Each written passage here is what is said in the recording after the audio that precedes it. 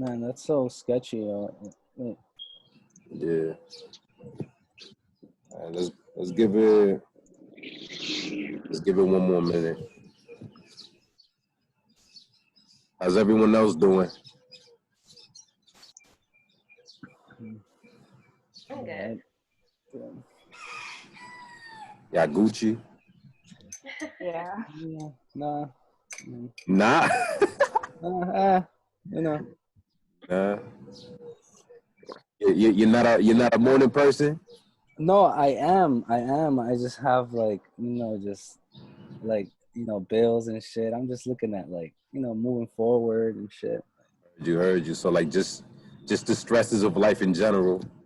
Yeah, I mean, it could be worse. It's not. It's just. It just sucks not working. Yeah, it's valid. Everybody's in this kind of hole right now. Obviously, if you can apply for unemployment, I don't know if you've done. I did. Yeah. I think at least into June, they raised the unemployment from like a little over $400 to like $600. So that's something that I would definitely take advantage of. At least until employment comes back, but it might take a while because this is the most I think in U.S. history that that people at the same time have been unemployed. Yeah, that's right. Not unemployed, but actually applied for unemployment. Right. Yeah. But definitely see what you could do with that. And in the meantime, like I put it out there because it's something to consider. Like if you feel like you need extra change, extra money, or whatever, like whatever school you're at for the fall semester, like if you need to take out like a small loan, like whatever it is, just to hold certain things down, then sometimes you gotta do what you gotta do. But obviously, it's preferable to have a job, pay everything up front if you could. Right. All right, y'all. So we're gonna get into today's lesson. Pretty much today is focused on the cost of policing. Again, discúlpame por este gallo que está in the background and stuff. Forgive me for this rooster. He's my pet. I've had him for like a month. He's my best friend. And now I'm messing. He's like el del vecino. I'm about to go over there and make a sancocho out that chicken. But yeah, the sound's gonna continue to reoccur, whatever. So, apologies for that in advance. Before anything, because we're getting into the cost of policing today, what that basically entails or implies is that there's a price to be paid, a literal and figurative one, for police in general and just criminal justice and the relationship with the community of color. Obviously, there's cases where settlements have to be made, millions of dollars are, taken out from taxpayer dollars to pay back the wrongs that a department committed against somebody.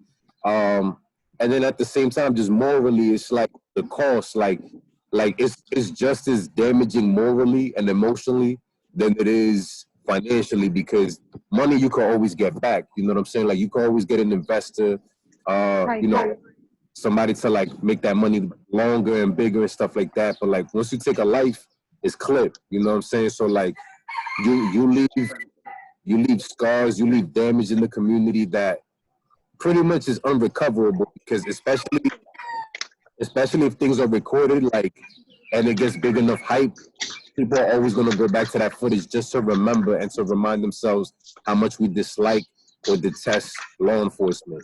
You know what I'm saying? Y'all saw what happened, unfortunately, this week with George Floyd. Who? George Floyd.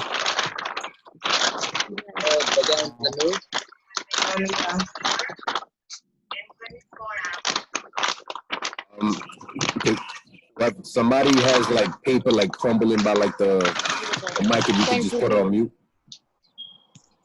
All right, yeah, y'all heard of the case with George Floyd, right? Yeah, it's like everywhere on social media now.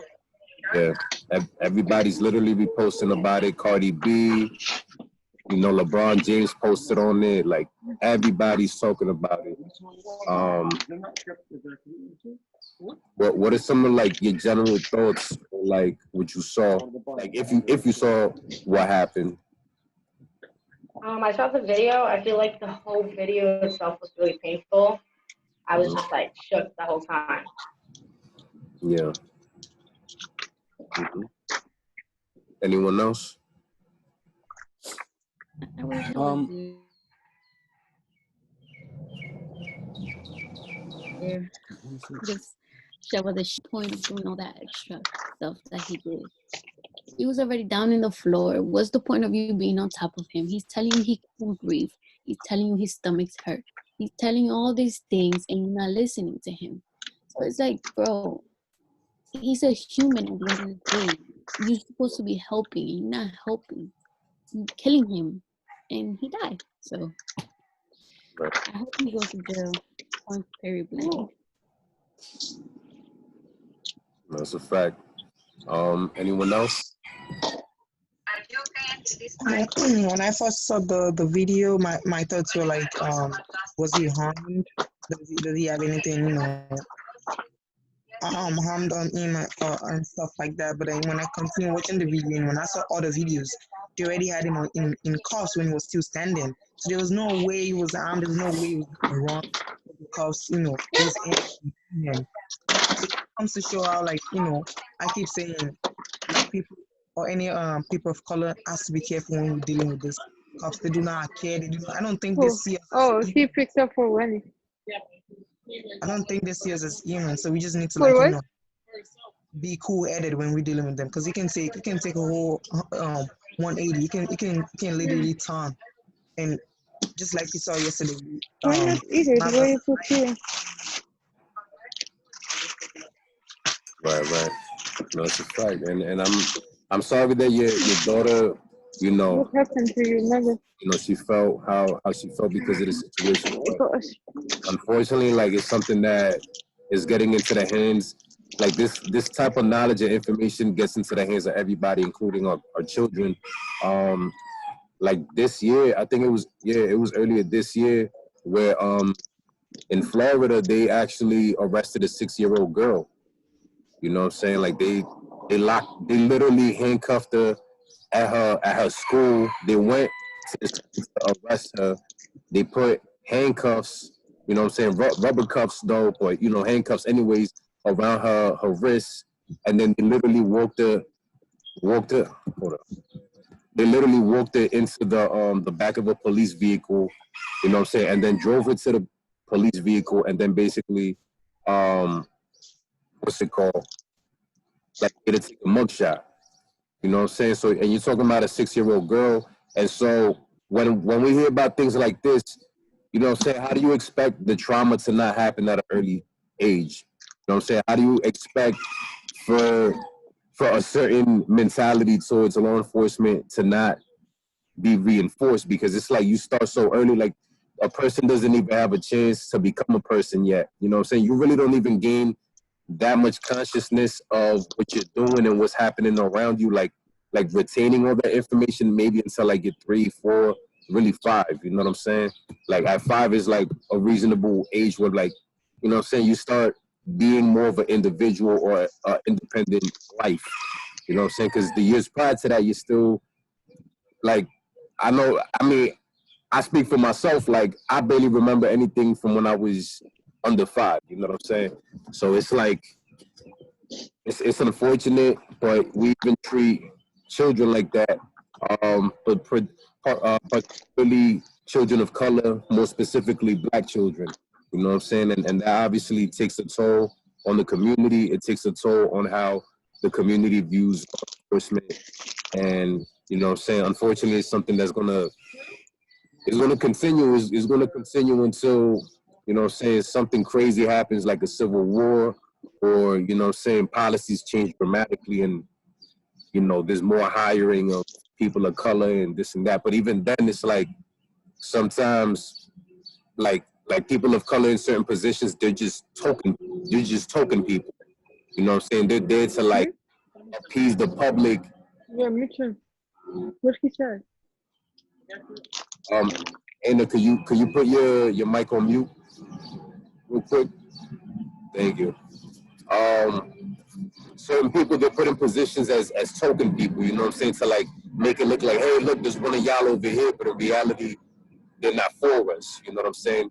It's like the term says, just because you're of skin doesn't mean you're of kin.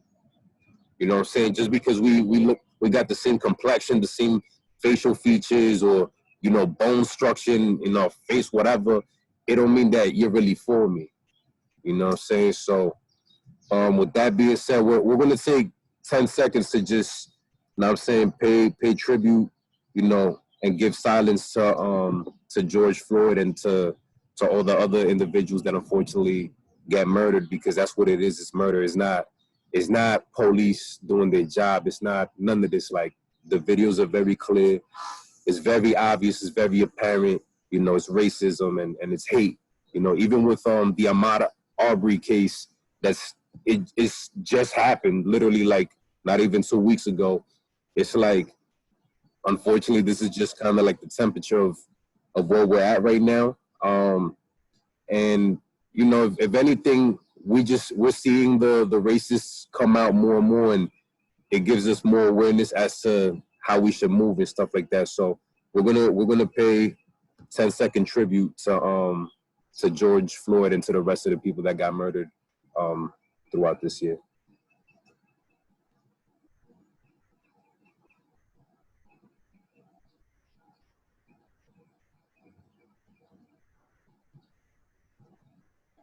All right. So quick question, and have y'all already gone over like the syllabus and like the other course materials and stuff like that? Yeah. Yeah. Yes. Yes. Okay. Do y'all have any questions or anything that you want me to answer for y'all? Because we kind of went over it real quickly yesterday. I want to take some time to talk about it before we dive into the lesson fully today. What do we have to complete that orientation video? You don't have to, but if you do, I'll give you credit.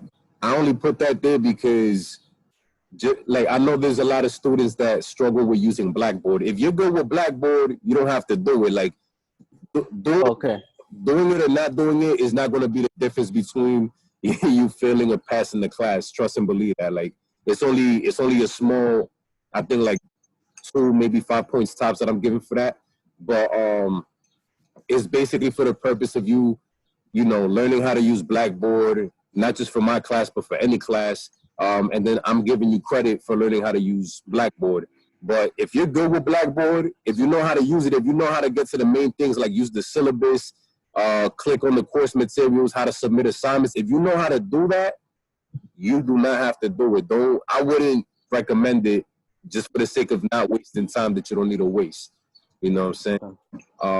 I would rather you spend that time on like doing the readings, submitting assignments, discussion, whatever, you know what I'm saying? But you don't have to do that.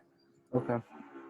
Yeah. Can you go over the discussion leader thing? So I didn't do it yesterday. I'm gonna post it this week because I want it to be like a fresh start. Like, I haven't been able to like come up with that sheet yet because technically the spring semester still hasn't really finished. So I'm still dealing with finalizing, you know what I'm saying, grades and different stuff, because with this whole Corona situation, like, I had to, you know what I'm saying, give extensions and be understanding of everybody's situation. So, you know what I'm saying, like, right now we're still dealing with that, so I wasn't able to post that. By this week, I'll definitely come up with a sheet, a spreadsheet that I'm going to post under both course information and course materials. Y'all look over it. Under each topic is going to have certain people's names. When we get to that topic, those are the individuals that will lead the discussions. Basically, on the discussion board, you know, I'll already post up the topics, and then all you got to do is create a thread underneath each topic, and you just got to ask 3 questions. You know what I'm saying? And there could be any 3 questions relevant to your topic. You know what I'm saying? So I'll post that this week so that whoever's turn it is, for Monday, Tuesday, whatever, like they'll have enough time to go over that material and, you know what I'm saying? Because you'll basically be like the facilitator of that discussion, and you'll facilitate it for like about 10 minutes or so, you know, asking questions, you know, kind of like responding to like the different feedback that students are giving on the live and all that stuff. So that takes place on the discussion board or here on Zoom? It's gonna be posted on the discussion board, but we're also gonna have those discussions here on live. Okay, thank you. Yeah. Usually, I would do it on LinkedIn because I feel like, okay, at the very least, if it's not the most popping thing that we do or whatever, like y'all have a LinkedIn account, you know what I'm saying? And that's something that you can always keep with you. I would still recommend create a LinkedIn account. But, you know what I'm saying, the department told us to, what's it called? At least told me, like, no LinkedIn because we don't know what can happen outside of Blackboard and we don't want to take responsibility for it. So, you know what I'm saying? But that's why we're doing it on the discussion board so that way everything is right in Blackboard. We ain't got no issues with nobody and, you know what I'm saying? It's pretty straightforward. Any other questions? Who got questions regarding like any of the materials or the syllabus or, you know what I'm saying, like the major assignments or how the assignments are broken down? How much? Oh, Go ahead.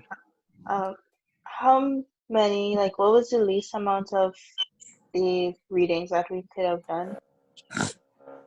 So by the end of the semester, and I think I mentioned it yesterday that I'm not putting deadlines on your assignments, like for the reflections at least, okay?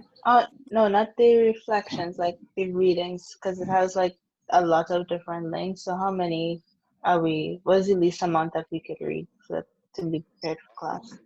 We should be going through the readings just to like, let me wait for this plane to pass by. I'm outside right now. We should be doing as many readings as we can, obviously. It's, you know, I know I provided some of the topics with like more readings than others. That's because in reality, we're not going to be spending like 50 minutes on one reading, you know what I'm saying? We're going to be jumping around from one reading to the next, kind of just getting over like the quick facts. We're not, like, there's certain articles that, yeah, we'll spend more time on it than others because it has more substance, it has more juice to it. But really, we're just going to like run through them, like spend maybe like 5, maybe 10 minutes on like a reading or whatever and then move forward. So, you know, you don't have to like get in depth into every reading, just like generally run through them, skim through them. And then like when you do your reflection assignments, you know what I'm saying, you could base them off of the conversations we have here on Zoom. So like the Zoom conversations we have, like that's basically what your questions are going to be tailored on or what your questions are based on. Okay. Again, in regards to the, let me see, I'm going to share the screen right quick.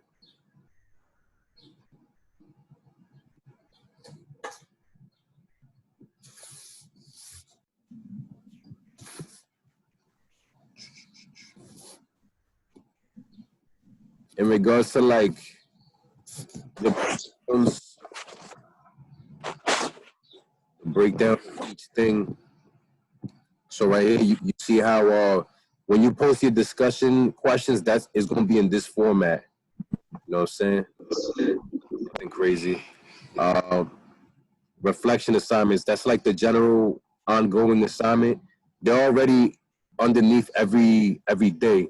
You know what I'm saying? So when you go in the course materials and then you click on week 1, week 2, week 3, whichever week you click on is going to give topics. Underneath each topic, it shows assignment. Each assignment is going to be at least three paragraphs. 5 sentences minimum for each paragraph. You do those. One counts as a reflection. Can you just put yourself on mute real quick? Thank you. So basically, you're going to have 10 reflections. If you want to do more than 10, that's fine. You know what I'm saying? I'll give you extra credit for it, but you don't have to.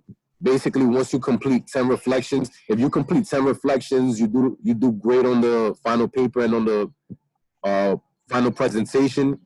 That's an easy 100, to be honest. Like, you're getting an A in the class. Participation, you know what I'm saying? As like, I'm not gonna be counting, oh, this person raised their hands this many times or said this many things. Like, yeah, obviously get involved, but if I see you on Zoom and then I see you interacting in like the discussion boards, that's pretty much how I'm gonna be grading participation. You know what I'm saying? But obviously if you participate on Zoom, because what I'm doing now too is I'm uploading the videos of each class. Yesterday I recorded a whole class. It's uploaded on YouTube. I'm gonna upload that video on Blackboard. If you guys miss a class, whatever, you'll have the videos to be able to go back to and check them out. But you just need 10 reflections, and they could be on any topic that you want. If you don't want to do any reflections this week, but you want to start doing your reflections next week, as long as I have 10 by the end of the semester, it don't matter. If you want to wait till week 3 and then start banging out your reflections, that's fine. You know what I'm saying? But I wouldn't recommend it, because by that point, you probably want to start working on your final paper and start thinking about how you want to do the presentation and stuff like that. I'm going to go over this right here real quick. So final research paper, I'll go over that first.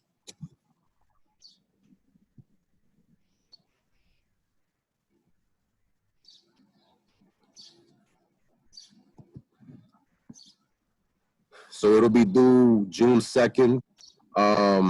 And basically you complete a 5 to 6 page research paper, no less than 5 pages, no more than 6.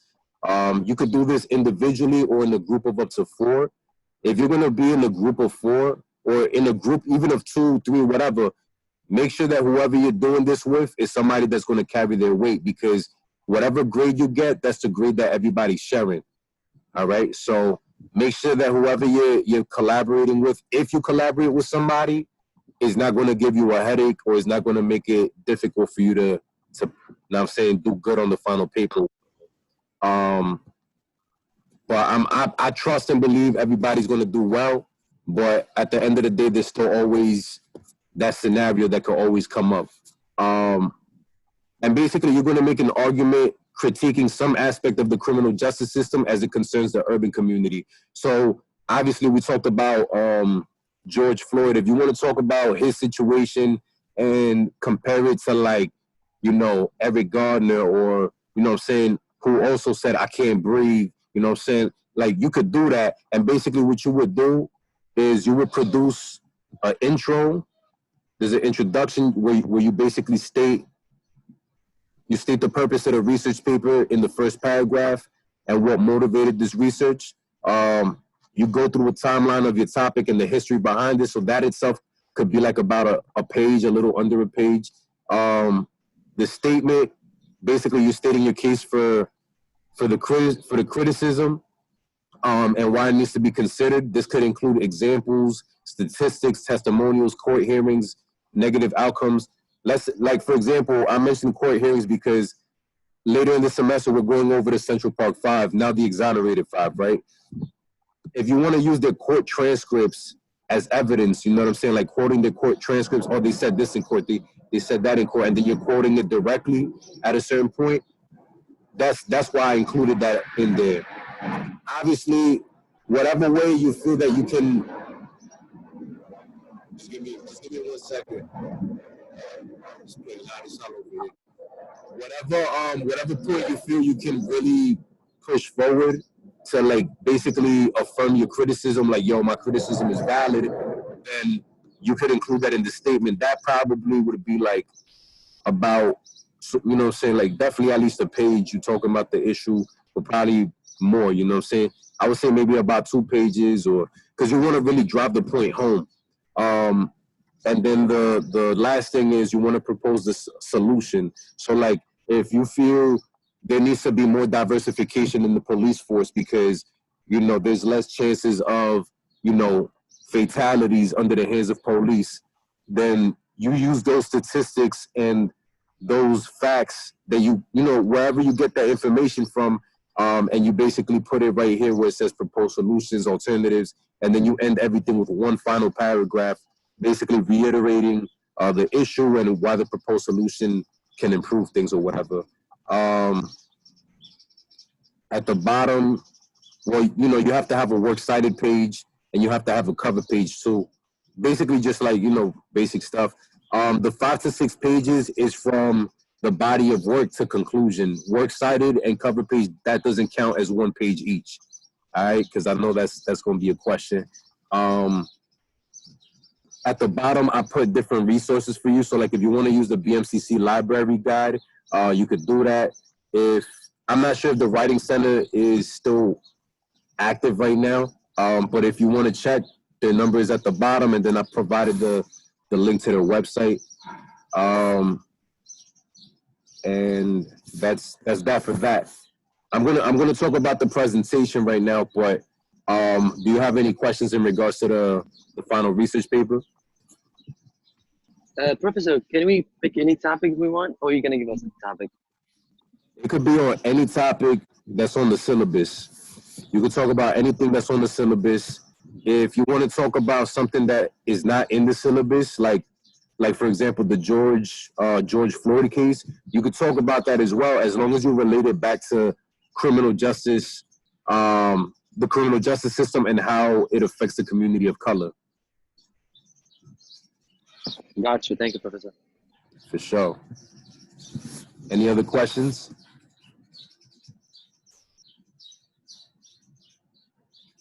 All right, so I'm gonna get into the final presentation. So this is gonna be due,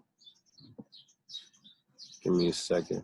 This is gonna be due on the 29th. So basically the whole week 6, we're gonna focus on presentations and on the final paper. That's all we're doing for that week. So all the other weeks 1 through 5, we're basically doing, you know what I'm saying, like we're talking about different topics that you could do reflections on, but that last week is only dedicated to presentations and to the final paper. I put, you have 15 minutes.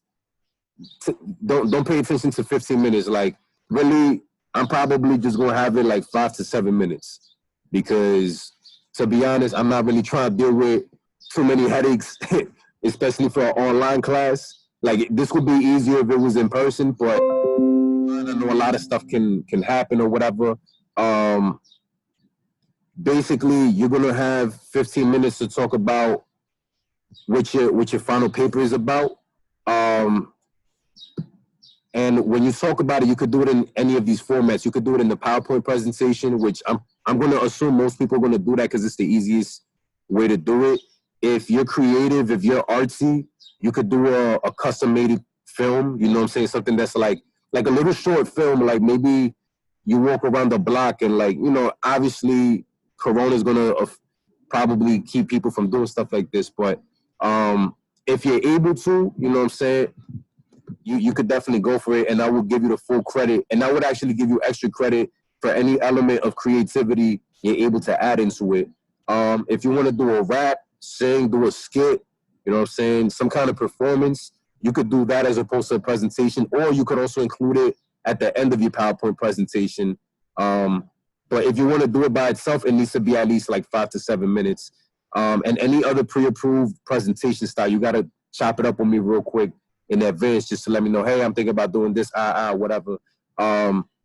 Reason why I'm saying that is because there's some really good ideas that people have presented. Like we had one student in my corrections last semester that basically they did a Jeopardy game, and I gotta unshare this real quick because I need y'all to see my face for this, right? I ain't gonna hold you, that joint was fire. You know what I'm saying? And when we did the Jeopardy game, like everybody was really into it. You know what I'm saying? Obviously it took a lot of work from the person's side, like, but they created a PowerPoint where basically like once you go to the main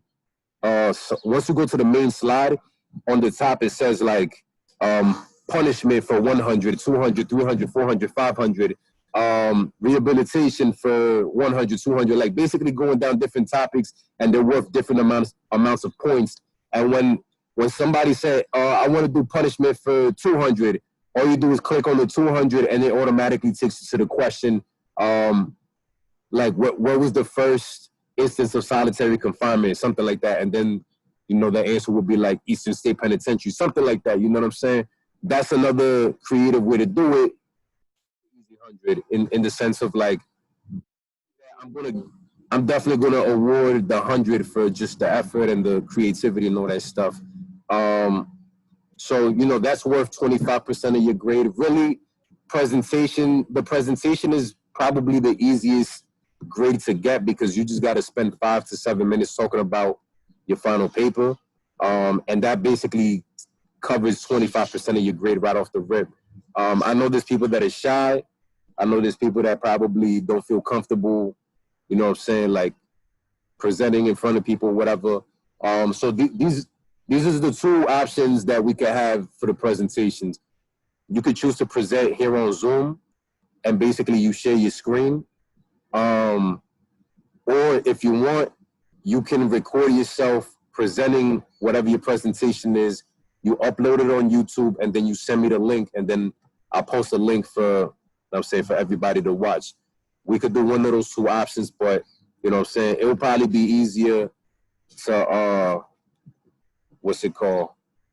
I mean, I'm cool with either, you know what I'm saying, but for the sake of everybody seeing the presentation, it would be easier to do it on here.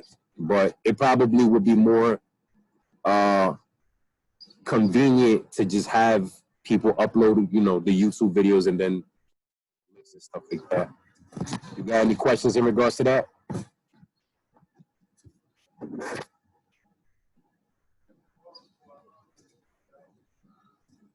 No questions?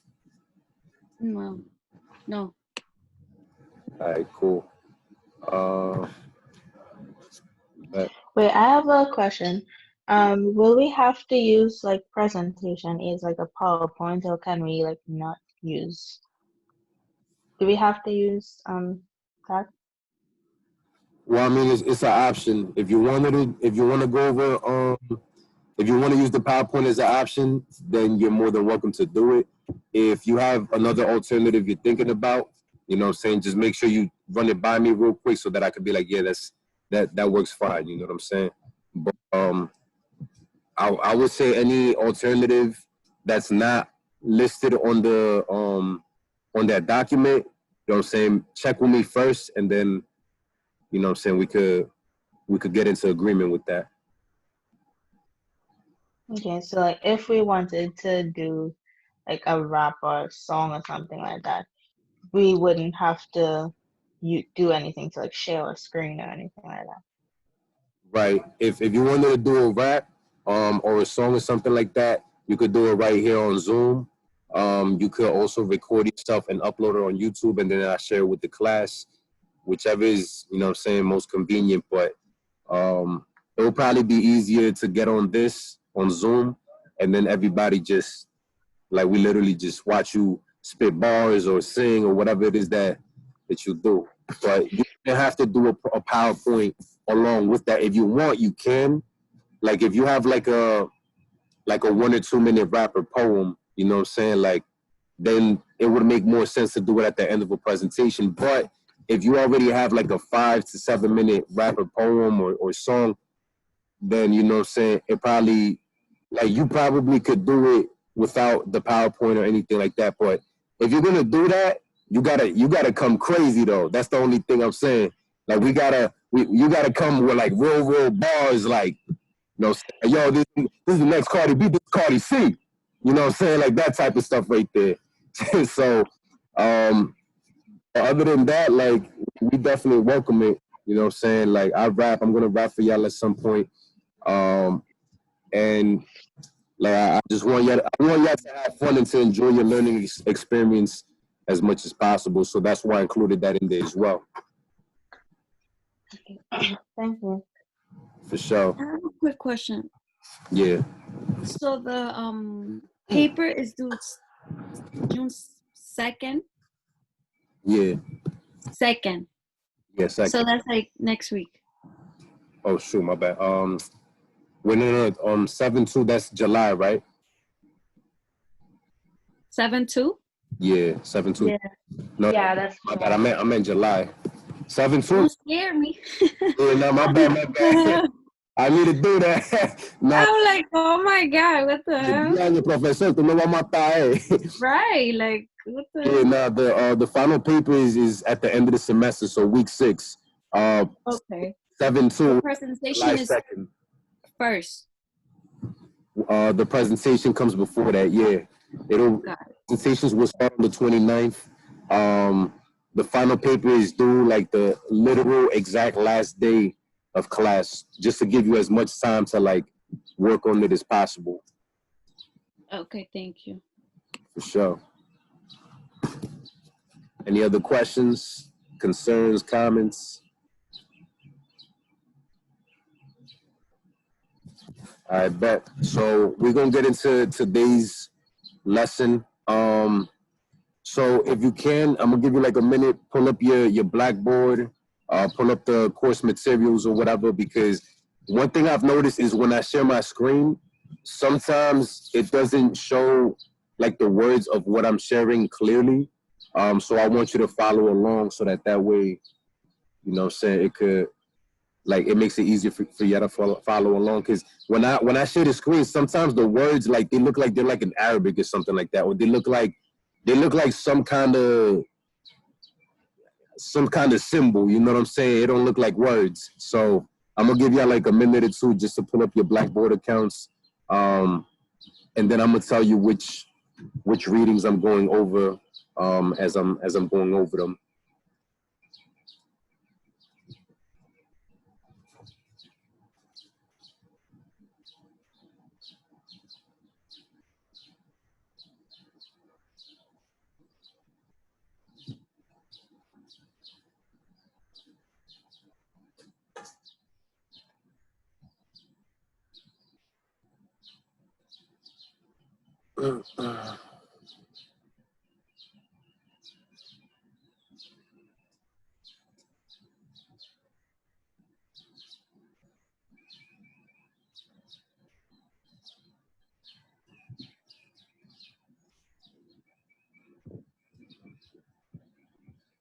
Let me know when y'all got it.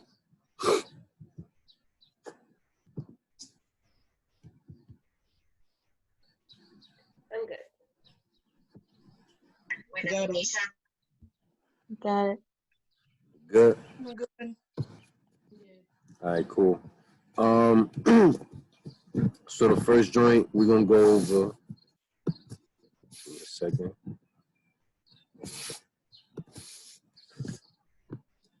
I'm gonna share the screen with y'all. Let me know if the screen looks like chicken scratches to y'all.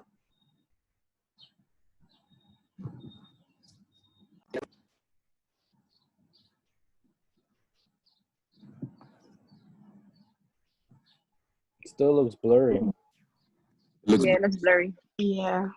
it's blurry. Damn son. All right, so basically we're here on the one on Norman Seabrook, president of Correctional Officers Benevolent Association. Okay, so that difference is going to be accepted. So if you have it in front of you, you can just follow along. I'm gonna read parts of it and then I'm gonna give like a breakdown. So basically, Norman Seabrook, he was the benevolent, the correction officers benevolent association leader, and former president. So when I worked for the Department of Corrections in 2015 to 2016, Norman Seabrook, he was actually the head of the Correctional Officers Union Fund, basically. So that's what this COBRA stands for. So it's basically the union for the correctional officers for DOC specifically. Norman Seabrook, he was there for a minute, I believe almost 20 years as the, as a head union rep for correctional officers.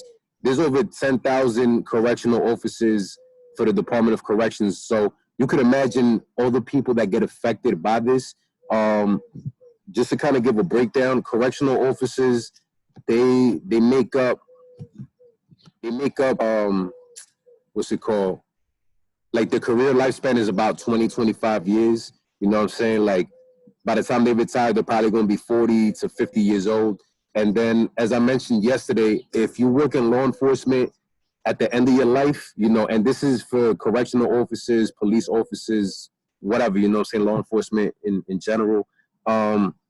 The back end of your life is reduced by about 10 years average because of so much stress, so much anxiety, so much hardship that you went through on the job. Because especially if you're like with the old culture of corrections, like if you was an officer that was out here getting into fights or beating people up or taking people to the back where like there was no cameras and like really putting in work on them or whatever, like odds are is you got into a lot of altercations and like you suffered damage to your body. Like for one of my corrections courses last year, I had one of my guys come through and he had to retire early. You know what I'm saying? Like he actually only spent 10 years as a correctional officer and he was allowed to retire because the doctors, and this is how bad it was, because when the department provides a doctor to check if you're valid to retire early, like their doctors are going to most likely favor them. The doctors are not going to try, they're going to try their best to not give you that full pension early. You know what I'm saying? My guy, he got the full pension. That's how bad his damages were. The doctors, from what he said, they stated that his knees was basically 85% done. So like he couldn't even continue on the job if he wanted to. You know what I'm saying? So like the damage that you take physically, emotionally, because let's think of it like this, right? Outside of the case of somebody who's doing life, you know what I'm saying, for like murder or something like that, the average, you know what I'm saying, time that a person locked up spends is about 10 years. But the average time that an officer spends behind, you know what I'm saying, behind the prison wall, behind the jail walls is 20 to 25 years because they're trying to get that pension. So in reality, these officers are just as incarcerated and just as institutionalized as the dudes that are going in and out because of whatever offense. You get what I'm saying? So that the same trauma and the same how do I put it, PTSD that a detainee or somebody who's locked up will go through, these officers are going through at an even higher rate in a lot of cases. And so Norman Seabrook was in charge of representing all these officers. Unfortunately, you know, he basically stopped a lot of policy from happening ahead of time. Y'all are familiar with the case of Kalief Browder, right? Yes. Yes. Yeah. Could somebody break down for me real quick what was Kalief Browder's case about?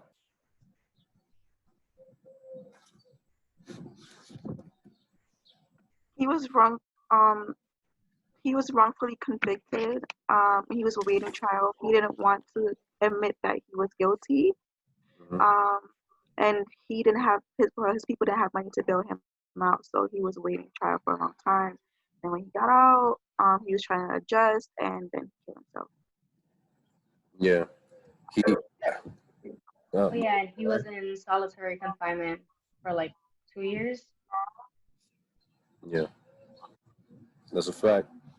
He got wrongfully convicted for allegedly stealing a backpack that 3 years later they found he never did, or they didn't even have evidence to prove whether he did it. What's it called?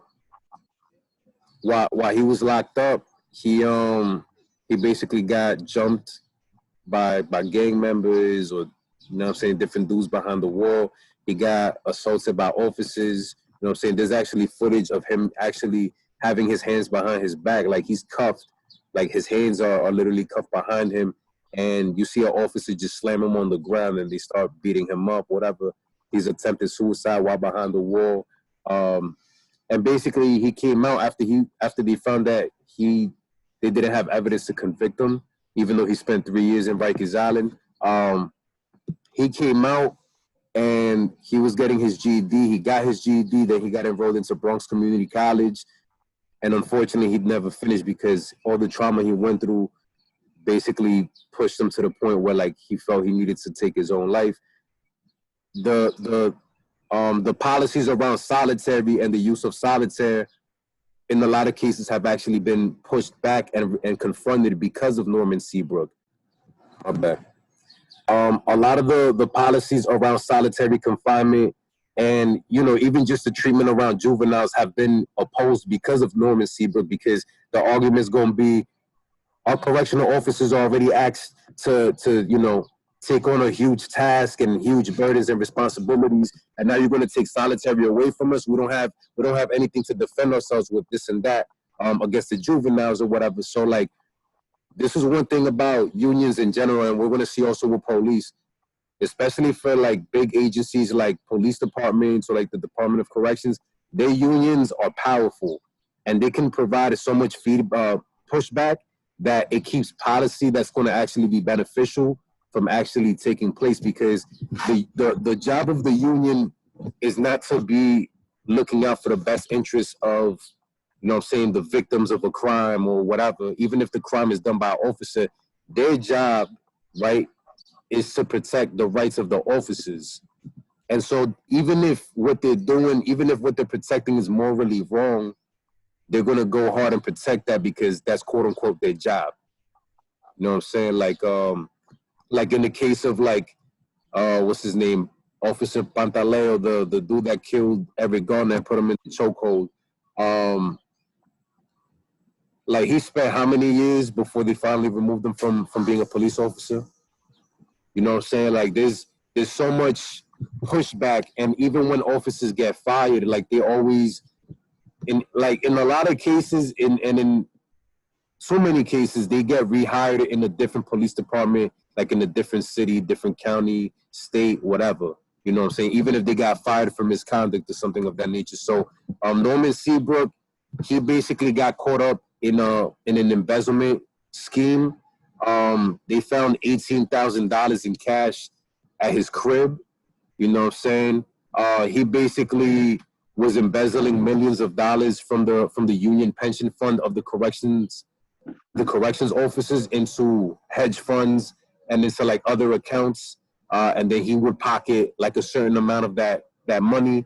So he was committing white collar crime, and the Department of Justice came down on him. The feds came down on him. But like, you have correctional officers who are busting their ass, like regardless of how you feel about them, they're putting themselves in a situation where most people will probably not want to be in, working inside of a jail, especially one of the most notorious jails in the world in Rikers Island. And they're out here already in their 10th year, 15th year. They're like, man, I'm almost at the finish line. I'm almost about to collect this pension, and the next thing you know, bam, millions of dollars just missing from your pension. You know what I'm saying? Like, so that kind of stuff obviously affects the morale or the attitude of a lot of officers, because it's like it's a joke in a lot of cases. I'm gonna share the screen again right quick. Give me a second.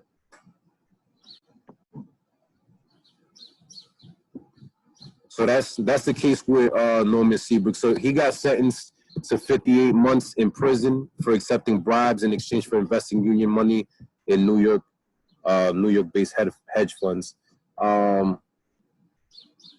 Let's see.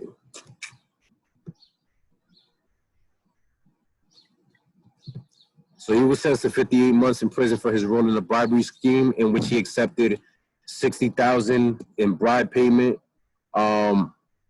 But basically, millions were being funneled into these specific accounts, and etc. So if we go further down, basically he worked out a formula in which Norman Seabrook would be paid a kickback. So basically, like a percentage of whatever the money he invested into these funds, he would get a kickback of a portion of the profits from Koba's investments. That would be estimated between $100,000 and $150,000 per year. You know what I'm saying? It's like the money that would, like, out of the millions that he would invest out of the union funds into these hedge funds or into these different accounts, he would get that much on a yearly basis from those investments. So, of course, this is the, like I said, what's it called? this was the head person of the union for the corrections officers in New York City. And of course, it's like this happened just a couple of years ago. Like I was working there in 2015, 2016 when this had happened. This was kind of like a huge elephant in the room in the Department of Corrections. Like you could see the disappointment on like officers' faces, captains, like everybody just felt the way about it because it was just disrespectful. And obviously that puts a bad image and name onto correctional officers even more so than what they may have already been attributed. Now when we go to the next,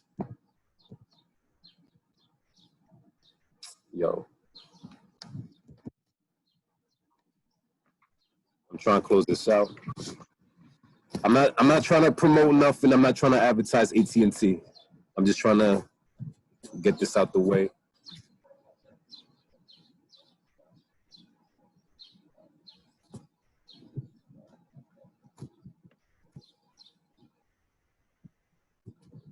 All right.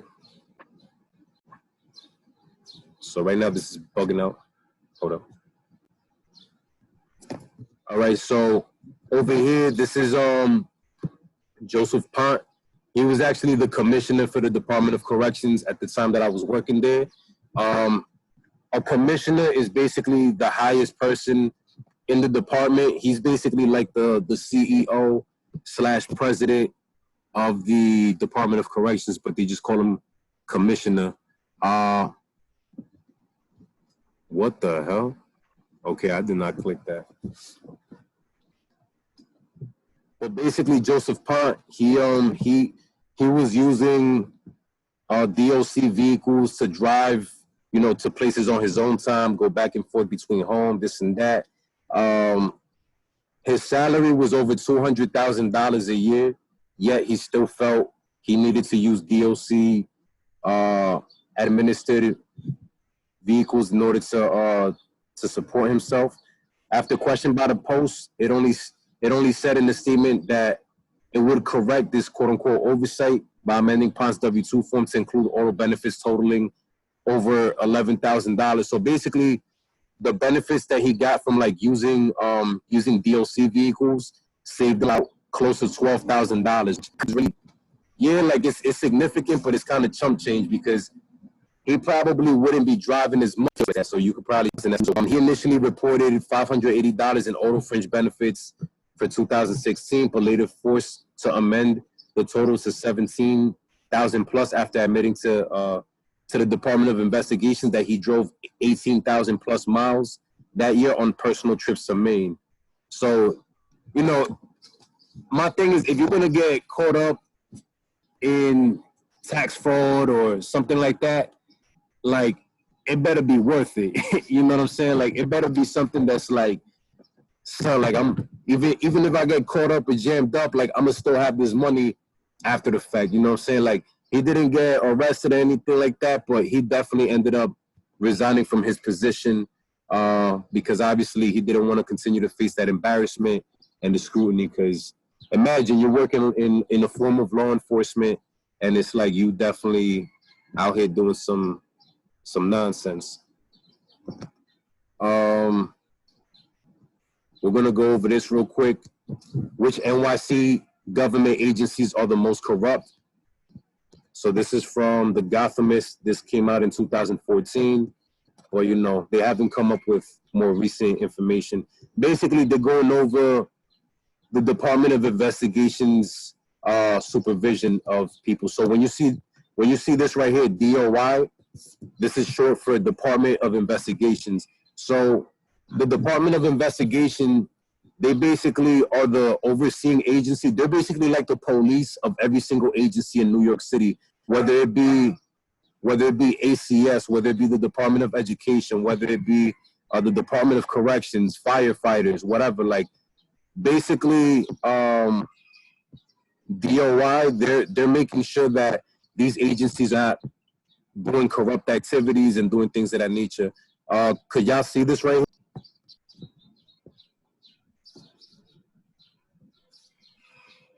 Yes. I can see this? Okay. So basically, the Department of Corrections of Investigations, basically these are their top 20 intake reports by office. So intake doesn't necessarily mean that these are the most corrupt, but it means that these are the offices that usually have the most reports started on them, you know, where they're basically commencing the process of investigation on them. So the Complaints Bureau, they're at the top. NYCHA, not surprisingly, they're number 2. The Department of Corrections, they're actually at number 3. Human Resource Administration, number 4. Department of Buildings, 5. Housing Preservation and Development, 6. Environmental Protection, 7. FDNY, 8. You know, you probably be like, what, FDNY? Yeah, they're there. Marshals Bureau, Agency for Children's Service, so ACS. General Counsel, Department of Sanitation, Health and Mental Hygiene, and then you could continue to go on, Department of Parks, you know, Taxi and Limousine Commission. But I have a question for you. What agency do you not see on here that you probably would think would be on this? NYPD. The NYPD. NYPD. Amazing. Yeah. Give yourselves a hand of yeah. Y'all know, y'all woke it, right? So when we talk about the NYPD, clearly they're not on this list. Why do you think they're not on this list? Doesn't favor them. It's I don't know. I don't know, but that's definitely. Don't they use IA to investigate police work, police activity? You said what? Because don't they have like their separate department that investigates police activity? You hit it right on the head. They have their own internal affairs. Yeah, they have their own internal affairs department that basically allows them to investigate themselves. So the police themselves. You know what I'm saying? So like when you see certain cases where Eric Garner got murdered on camera, you know what I'm saying? He got put in a mixed martial arts hold. You know what I'm saying? Like I don't know if anybody here watches UFC or, you know what I'm saying, has listened to Joe Rogan. You know, he has like one of the top podcasts in the country.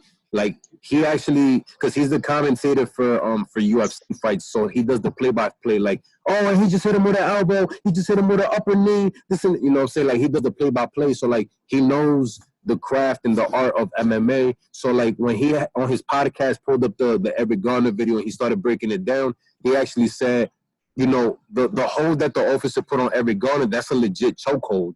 Like that's a hold that you legitimately use for MMA-based fights, and you can literally kill somebody in 5 seconds if you apply correctly. You know what I'm saying? So like, which obviously that chokehold was banned for like over 20 years or something already. But for people that try to argue, oh, it's not, you know, it wasn't a wrestling move or MMA hold, Joe Rogan, who does this for a living, just said it was. You know what I'm saying? So they basically police themselves, and in the case like Eric Garner, they're not going to really apply pressure on themselves. You know, they're going to protect their own. They're going to make sure that they're not really faced with the same pressures that society tries to put on them, and etc. And my question is, do you think that all these other agencies don't have their own internal affairs? What do y'all think? Do the other agencies have their own internal affairs? They probably do, but it's not like as serious as the IA for the NYPD. Yeah, exactly. So like the Department of Corrections, they had their own internal affairs. They actually even had their own Department of Investigations, where like if you go on DOC's website and you look for well, if you apply for jobs through nyc.gov, you could actually see DOC hires investigators. So DOC has its own investigators that investigate corruption, that investigate misconduct, and they literally question the hell out of officers as though they was like the DOI. You know what I'm saying? But yet DOC still had to answer to DOI. There was actually a case where when I was still working on the island, the Department of Investigations showed up and they locked up this shorty who, you know, saying like she was like one of our contracted case managers, co-workers and stuff like that, because we contracted 2 nonprofit organizations to like work in providing counseling services to the detainees in Rikers. A shorty had apparently been having like some kind of relationship with one of the dudes locked up. She snuck in a phone for him, different stuff. And DOI literally just came in unannounced, and they went on that island. They, you know what I'm saying, they took her card from her. You can't get off the island or get on the island without an ID. So she literally just got left on the island stranded, and she had to basically hitchhike, like in the movies and stuff like that, to basically get off the island.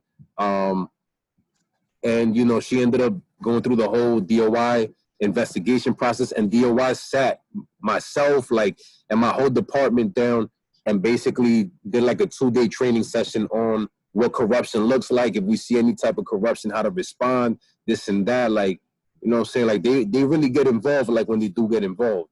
You know what I'm saying? They're no joke. But NYPD, they don't have that same luxury because, like, if I'm just honest, a lot of it is politics. You know what I'm saying? NYPD, they're the biggest agency or the most powerful agency in New York City. They literally can lock people up without any reason. They make so much revenue for the city, it's not even funny. When when you hear about quotas and stuff like that, quotas are illegal. Quotas have been outdated for several years already, and you still hear about, oh, it's the first of the month, police are out here giving out tickets, it's the quota, this and that. But quotas legally are no longer allowed, but it still happens, you know what I'm saying? Inside the organization, it still happens, and there's actually, what's it called? There's actually 12 NYPD officers there of color, they're black and brown, like black or Hispanic, that basically came together and they filed a lawsuit against the NYPD because they stated that NYPD still continues to use quotas to this day, even though it's illegal. You know what I'm saying? The movie's on Hulu. What happened? The movie's on Hulu.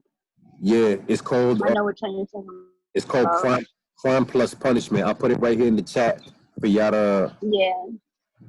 Wait, how do I? It's actually pretty good. Yeah, it's an excellent documentary. And you know what's crazy? I seen it before, like cops just coming out of nowhere and giving people tickets for no reason. On the 1st of the month, they will run to give you a ticket. Just if you like 2 seconds late on the meter, you get a ticket, like right away.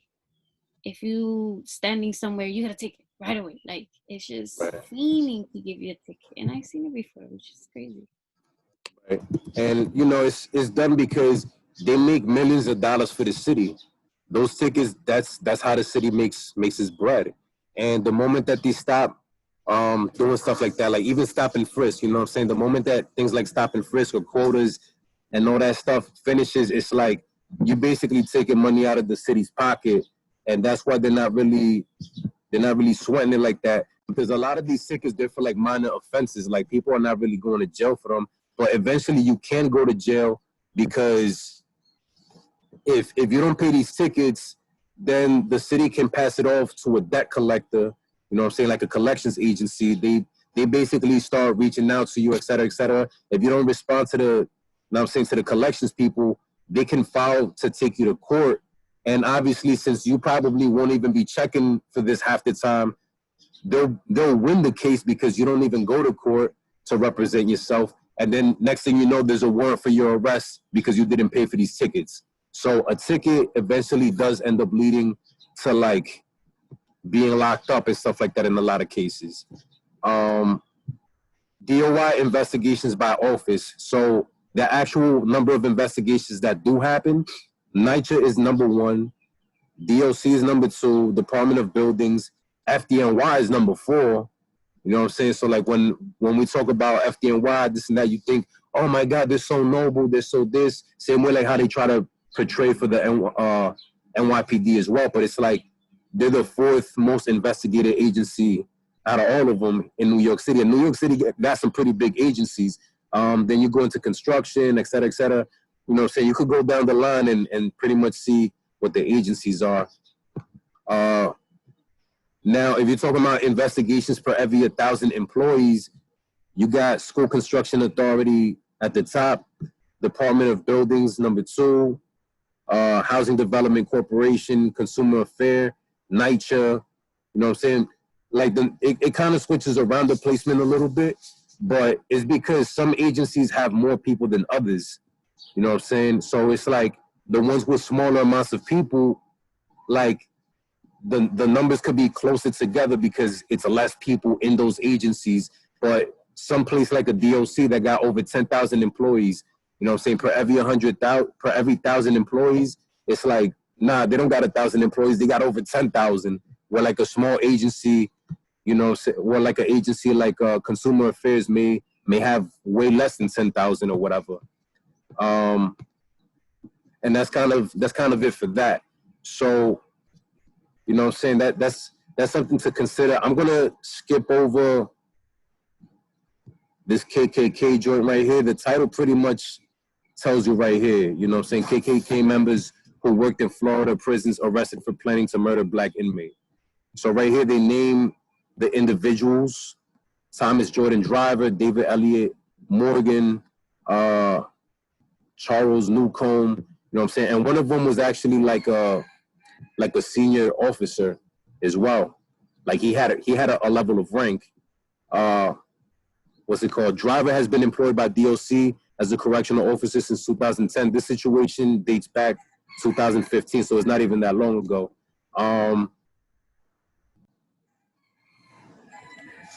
Apologies, y'all. Let me share the screen again.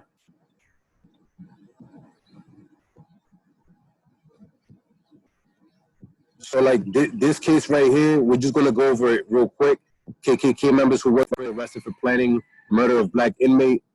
This was posted in 2015, so it's not even that long ago. But you have 3 individuals who basically, they have roots with the Ku Klux Klan.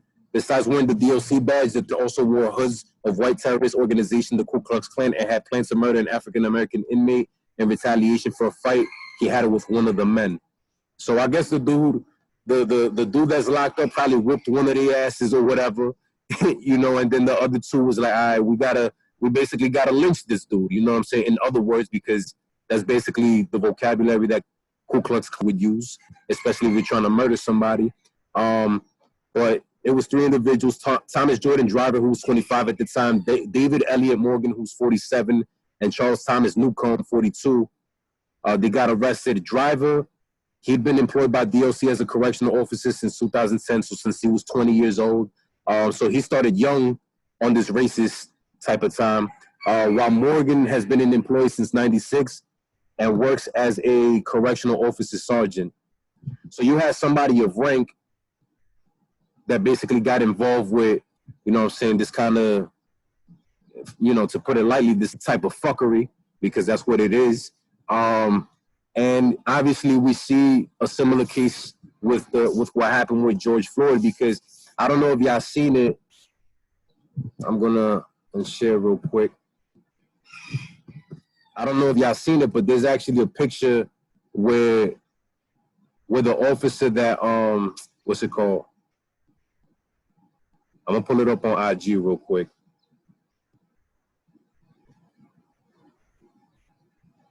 The officer that had his knee on George's neck basically had posted a picture before saying, "Make whites great again."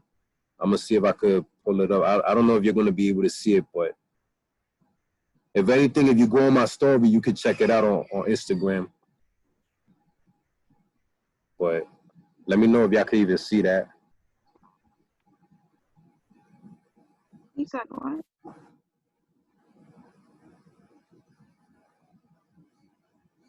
He said make whites great again? Yeah, it says make whites great again. Oh, let me see. That was the officer that had his knee on George's neck.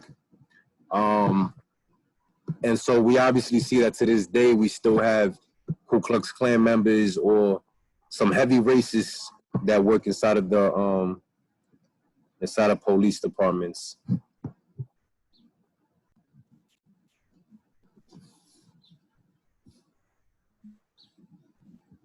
right, let's see. So we're not going to go over this one right here. This is basically just talking about how police officers can have serious cases of misconduct, and then they basically get rehired and stuff like that. Study finds police officers get arrested over 1,000 times per year, or 3 times or 3 per day nationwide. And this is, let's see. This is an article from 2016 on the Washington Post. So if we go down,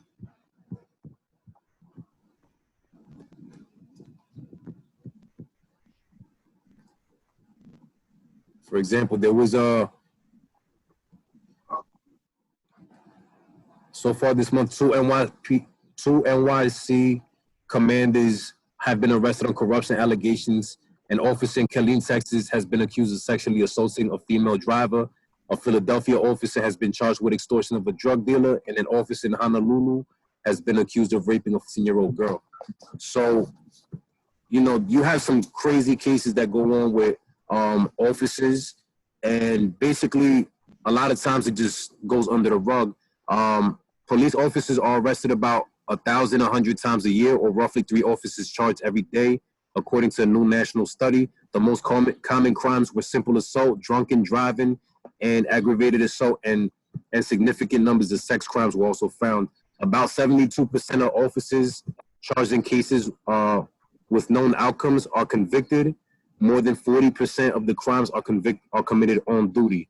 All right, and nearly 95% of the officers charged are men. So we're talking about from 2005 to 2011, there were a total of almost 7,000 police arrest cases, and you're only talking about the number of cases in 2005 is significantly lower than the other years because researchers were still developing the methodology. So they were still in 2005, even I guess 2006, developing how they wanted to track this, how they wanted to keep track of like officers that were being corrupt. But in reality, the number was probably still a lot higher, probably over 1,000 cases on a yearly basis. And you could imagine now where, you know, police brutality cases have actually increased. You know, these cases are probably even more as of today. If we're talking about how many times officers get arrested on duty as opposed to off duty, it's almost a 50-50 split. You know what I'm saying? But you get the majority arrested off duty, but it's not by a large margin. And then if you're talking about the sex of the officers, almost 95% of the times they're men, proving that, of course, we need more officers in the force because it just shows that there's a level of, how do I put it, a level of communication that they're able to have that men wouldn't necessarily be able to have because they want to, you know what I'm saying, prove something. They're at 61.2%. Strangers or non-acquaintances, a little under 60. Children unrelated to officers, under 20, and other police officers under 6%.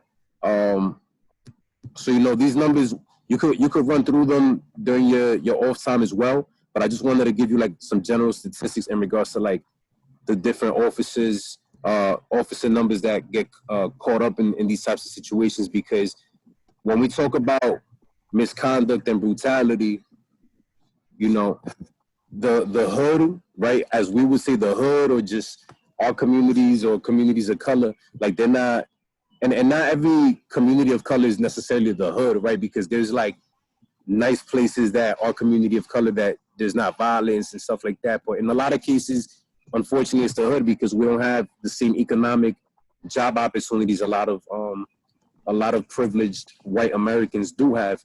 But if we're talking about corruption in the police departments, there was actually a Facebook page in which you could find different memes and stuff like that that said like "good day for a chokehold," you know, for racist language. So more than 100 officers have faced official repercussions after the study collected 5,000 posts from 8 departments. You know what I'm saying? So literally these racist officers have had their racism broadcasted on Facebook and stuff like that. I don't know if anybody's been following the Ahmaud Arbery case, but the reason why people were able to discover that new video that came out, because the Ahmaud Arbery case, that really happened back in February, I believe it was. But it was just like as of 2 weeks now that basically everybody went nuts. Like, yo, this is crazy. They basically cornered him, and then they dogged him out and this and that. You know what I'm saying? And the guy that recorded it, he wasn't even doing it to like help him out. He was there because he's now a suspect as well in the case, because he cornered Ahmaud from being able to retreat and leave this, leave the situation in which he got shot with a shotgun. You know what I'm saying? So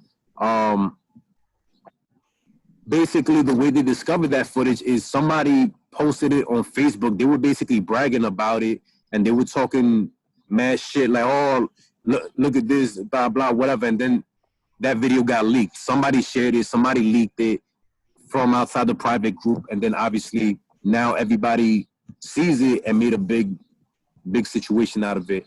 There are just a few examples from a database of more than 5,000 troubling Facebook posts made by police officers across 8 departments in the U.S., a cache of variously hateful, racist, and Islamophobic public messages that so far led to more than 100 officers being removed from active duty or barred from bringing cases to prosecutors. Look at this. I'm going to protect and serve the shit out of you. And you see an officer, he look a little bit like Buzz Lightyear, you know what I'm saying, cocking his fist back, and he about to, you know what I'm saying, snuff somebody. Just a warning, going out to the neighborhood, there are 2 young black males robbing kids at gunpoint for their phones and stuff.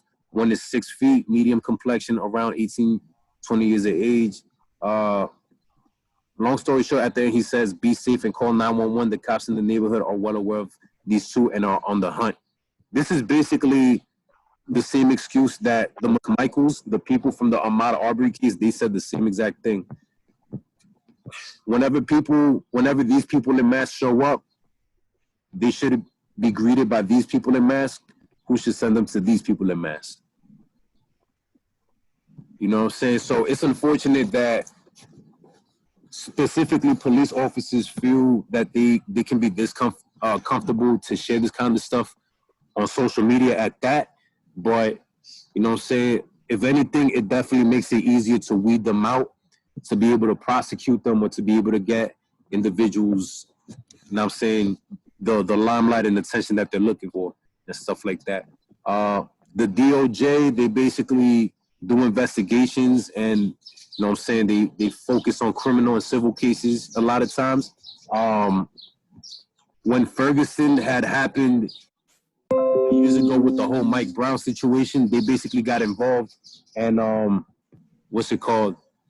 They basically investigated the police chief, and the police chief for Ferguson, Missouri, he actually resigned because he had been sending emails around the department that basically was like joking about Obama. You know what I'm saying? Like they were saying like, and we're going to later on in the semester when we talk about Ferguson, but he was talking about, you know, oh, we're surprised that that a black man was able to keep a job for this long, in reference to Obama being president. Or, you know, there was an image of Ronald Reagan, you know, like shaking hands with a monkey, and they said, look at Ronald Reagan with baby Obama, like stuff like that. That came from the police chief of Ferguson, Missouri. Like this was like the chief, the top person in the department saying this type of stuff. So it's like, if that culture, you know, is being reinforced from the top, then what do you think is going to happen at the bottom? You know what I'm saying? Everybody else is going to be with the shits. They're going to be, you know what I'm saying, kiki kaka, you know what I'm saying, laughing about it. When in reality, it's sad, because the police department in Ferguson at the time, they were over 90% white, but Ferguson, Missouri was over 60% black. So it's like, you know what I'm saying, the numbers don't even match up in that specific case. And then last but not least, I'm going to show you these examples. Hold up. I just gotta wait for this to go up.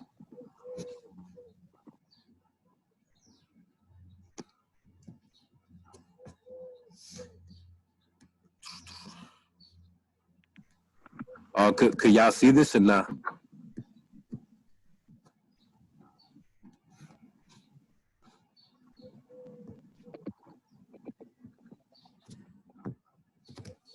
Not really. Very blurry. Let me see. I'm not sure why it's being like that right now. But basically, we're talking about. Damn, this thing is bugging right now. Give me a second to try it out again.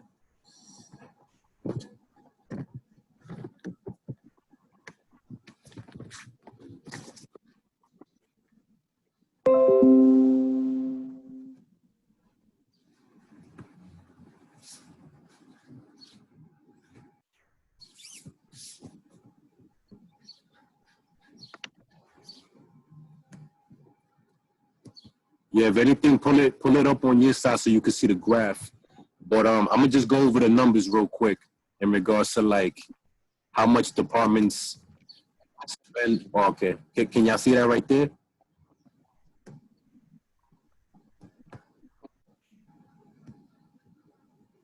Oh boy. No, we can't see anything. You able to see that right there? Nope. All right, so I'm gonna just go over the numbers. If anything, you just follow along on your side. If we go over how much U.S. cities spend on policing, you're talking about New York City spends just under $5 billion on police, on the police department. Damn, hold up. This link is bugging out right now.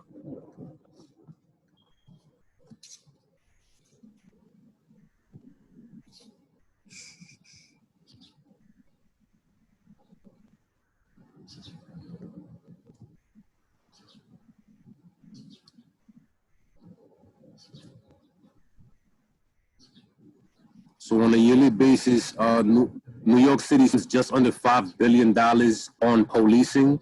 Los Angeles spends a little over $1 billion, 1.5 billion. Chicago spends close to 1.5 billion.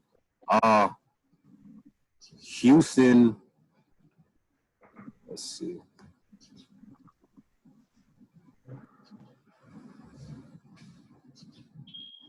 Houston spends just under 1 billion. Baltimore, $500 million. Detroit, just a little under $500 million. Oakland is at almost 250 million. Atlanta, over 200 million. Minneapolis, over 160 million. And Orlando at 150 plus million. So you're talking about some of the major cities in the country. It's like several departments spend billions, or at least 1 billion on on police enforcement and stuff like that. And obviously in a lot of these cases, you're talking about they end up in lawsuits and things of that nature. We pay a shocking amount of money for lawsuits. You know what I'm saying? This is money that comes out of taxpayer dollars. Could you see this page right here?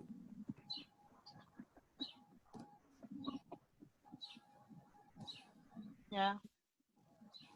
So if we're going down the line, basically Boston, between 2005 and 2015, they spent $36 million in settlements, right? Trying to take care of cases in which they probably had some form of police misconduct or something of that nature. Between 2004 and 2014, so a 10-year time frame, Chicago spent over $500 million in settlements.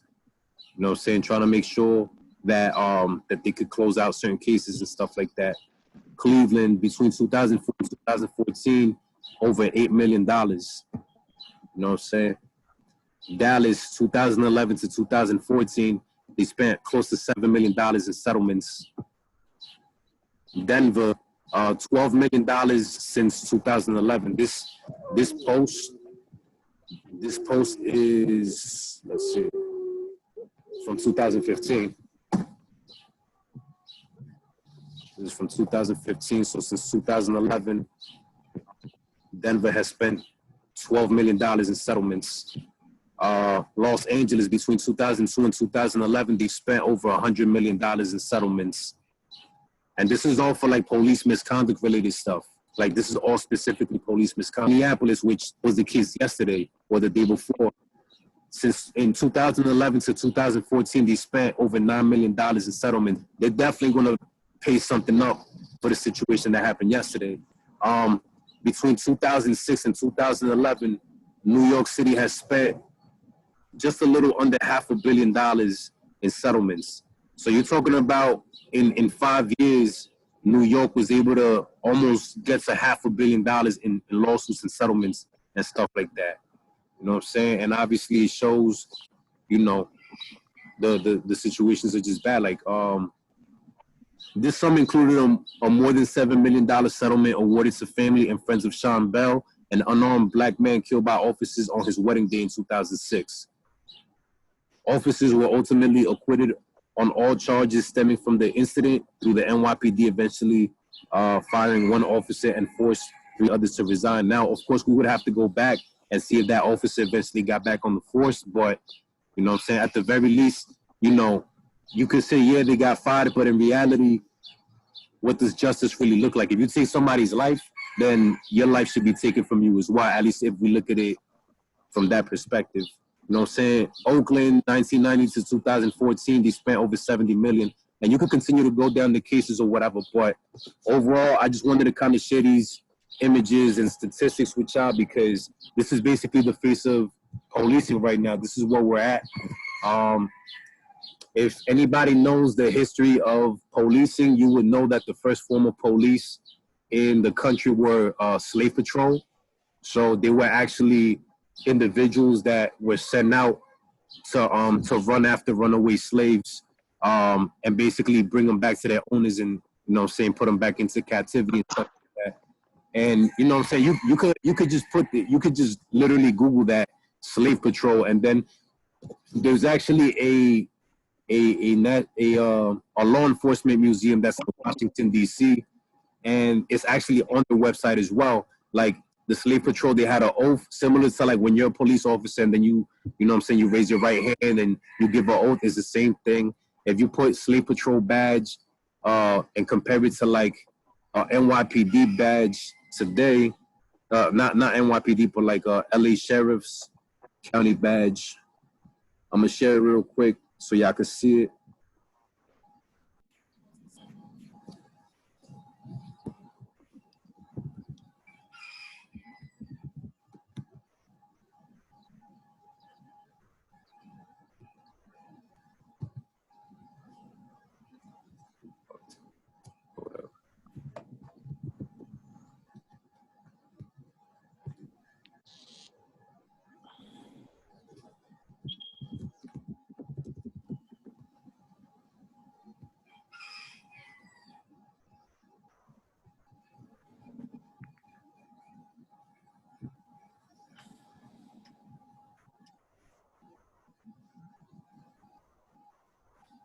Like if you compare a slave patrol badge, which is on the left, to like a modern day LA County Sheriff's badge, is pretty much like the same exact thing. You know what I'm saying? So like when we talk about racism and this and that, you know what I'm saying, you have to always go back. You have to always go back and look at the origin of things, because you're not going to know where something came from or where it's going unless you go back and, you know what I'm saying, do research on its history and stuff like that. So with that being said, you know, I could open it up for like another 5 minutes of like, what's it called, discussion or conversation or whatever. You don't have to stick around because obviously class is done now. We're gonna get into conversations throughout the semester as well, but you know, I opened it up for like, does somebody have something playing, or let me see. Oh no, that's me. My bad.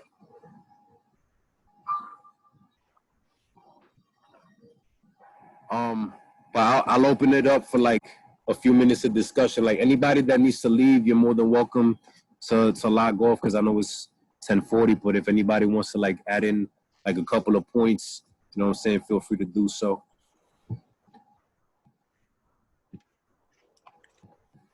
I just had a question about like there's the page on Blackboard for first assignments. Yeah. It has like it just has like 6 pages in it, and I don't know. Where's that at?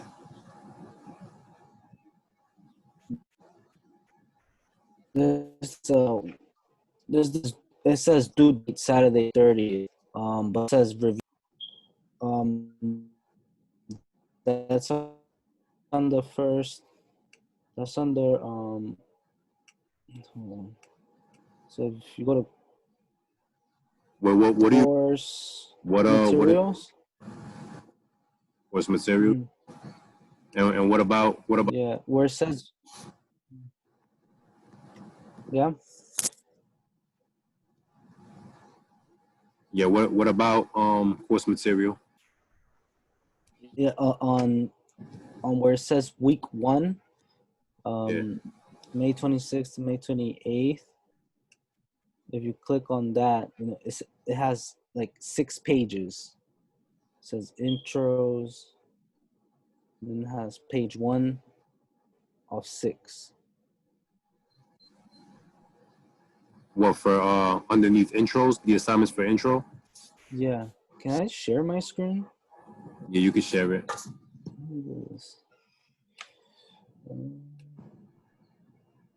Let me see. Share screen. Oh, share screen. So you said week 1 underneath intro assignment? Yeah. Oh. It says review syllabus and read the reading assigned for class. Use discussion board to connect with at least 5 of your classmates by replying to their intros. Be sure to have notes for every class. Can you see this? Let's see.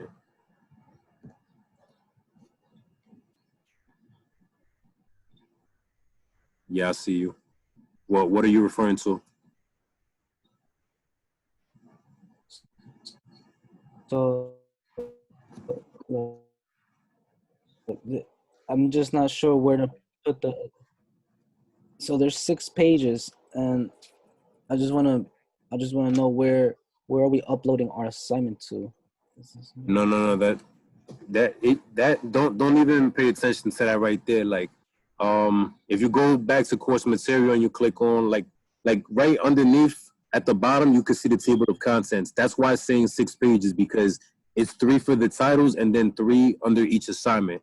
So that's why it's saying 6 pages, but you don't got to pay attention to page 1, this, that, whatever. Like, the intros, you basically go underneath discussion board. If you go click on the left side of your screen, like pull up like that blue bar right there. Right there. No, go to that blue line on the left. Yeah, click it. It doesn't pop up. Hit OK first. You see that pop up that says OK? Hit OK. Right there on your screen. It's like right there. On the top. It says OK and cancel on the top. By your name, right there. Right there. Just press it. Right there. Yeah. Now go to the left, click that blue bar, and then underneath discussion board is where you would that's where you would complete the intro assignment. Right, yeah. Yeah. So you just introduce yourself. You click on that. No, I did this. I'm saying like Yeah, so I mean that's the only time that you need to get outside in order to complete the assignment, and then obviously the presentation and final paper. But even that you'll upload underneath the weeks. So click on week 1 again. if you want to complete the assignment for today, underneath course of policing, you could click on the where it says assignment underneath that. And that's where we post our reflection papers. Yeah, that's where you post your reflection papers. You could copy and paste the what's it called? You could copy and paste your work onto Blackboard itself, but it would be easier and more preferable for you to put it via Microsoft Word doc or a PDF. If you have notes, not notes, what's that called? Pages. If you have a MacBook or something like that, convert it to a PDF file. You know what I'm saying? Because then I have to like go out my way to try and get access to your stuff, because I have a Dell laptop. Like right now, the only thing I have access to is my laptop. So, you know what I'm saying? You could copy and paste that onto Blackboard, whatever information you have, or you could just convert your pages into a PDF. But if you have a Word doc or if you have a PDF, those work perfectly fine for you to upload. That's the next assignment, right? Yeah, that's the first official reflection assignment underneath course of policing. You know what I'm saying? But also, this is a reflection. Yeah, that's a reflection. That's a reflection for today's class. Okay. So we have, like, everything we've read today basically is gonna help us do the reflection, right? This one, right? Yeah. Okay. Yeah. So. And we upload it here. Yeah. So you could attach your file, like scroll down. Yeah. Yeah, you could attach your file there. You browse the computer, you attach the document. If you want to write the submission, you could do that. You know what I'm saying? But it will be easier to just upload the document and make sure that it's Microsoft Word or PDF if you're not going to write the submission. Okay. All right. I'm going to switch up the question a little bit because it kind of doesn't really reflect the conversation too much. But let me see. Could you unshare real quick?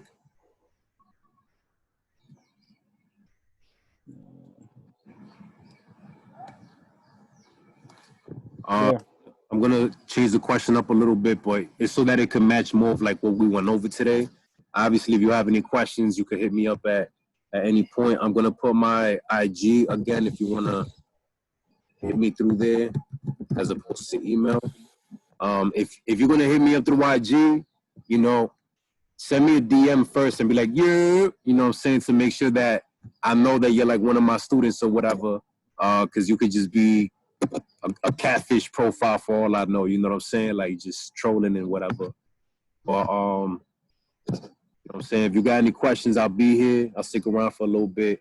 And you should start saying "you're" in the morning. Yeah, like you used to. I'm definitely gonna get back into the flow of things, you know what I'm saying? I'm getting like readjusted with different stuff too, but when I pull up, I want everybody to be like, yeah. So on the count of 3, I want you to all be like, yeah, you know what I'm saying? So I'm gonna give you a countdown, all right? Y'all ready? Right now, yeah. Y'all ready? Everybody ready? On the count of 3, I need a year, all right? 1, 2, 3. Yeah. Yeah. What it do? Yeah, you sabe, baby. Mango, salami, plátano, yeah. Yeah. All right. Bye. See you tomorrow, guys. Have a good one. Catch you tomorrow. Peace.